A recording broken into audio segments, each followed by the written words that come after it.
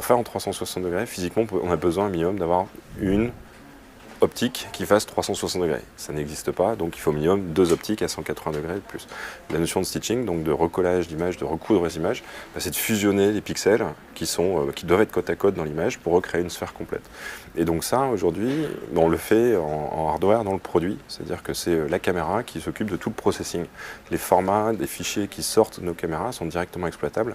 Il n'y a pas besoin de les passer dans un logiciel qui va les compiler et les processer. En fait. Donc, les quelques milliers de clients qui ont eu la 360 cam, on a écouté, on a regardé, on a essayé de comprendre pourquoi les gens l'utilisaient, pourquoi les gens ne l'utilisaient pas, parce que c'est important de comprendre pourquoi les gens n'utilisent pas son produit. Et on s'est rendu compte qu'aujourd'hui, le 360 degrés, c'est un format qui ne s'imprime pas, c'est un format qui se partage sur des réseaux sociaux spécifiques, c'est un format qui vraiment a besoin d'avoir un player. C'est pas un format qu'on peut utiliser de manière normale en fait.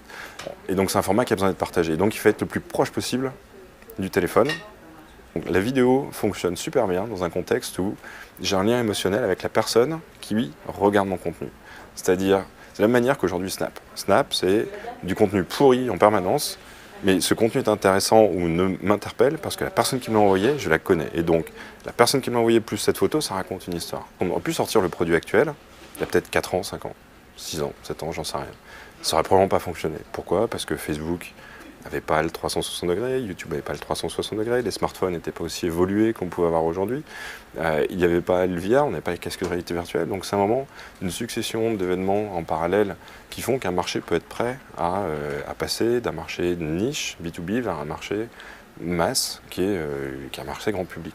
Ce nouveau produit que l'on a chez Optic.io, il est simple, c'est-à-dire que c'est un produit qui ne sert à rien tant qu'il n'est pas branché sur un téléphone. C'est un produit qui ne sert toujours à rien branché sur un téléphone s'il n'a pas l'application.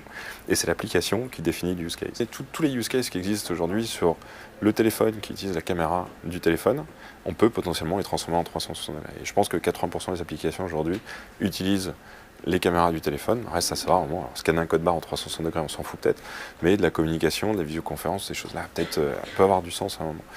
Et donc on regarde vraiment ces différents usages. Après, je pense que l'évolution en termes de produits, est-ce qu'on va se faire du 4K ? Probablement qu'on ira vers du 4K. Est-ce qu'on va vers du moins cher ? Probablement aussi qu'on ira du moins cher, parce que c'est un marché de masse. Donc là, aujourd'hui, on est positionné à 249.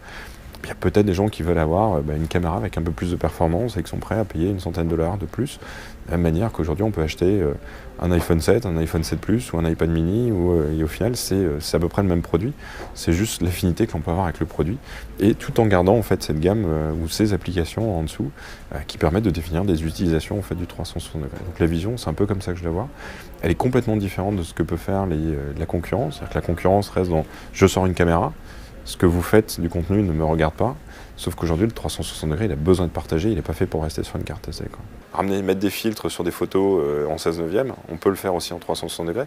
Augmenter la réalité dans un carré qui fait 16 par 9, ça a du sens. C'est encore mieux si on peut le faire dans une sphère. C'est-à-dire que c'est bien s'il y a une baleine. Si on voit un morceau de baleine, c'est génial. Mais ce serait cool d'avoir la baleine complète dans l'océan, etc. Donc, il y a plein de choses qui sont vraiment similaires entre ce que l'on fait.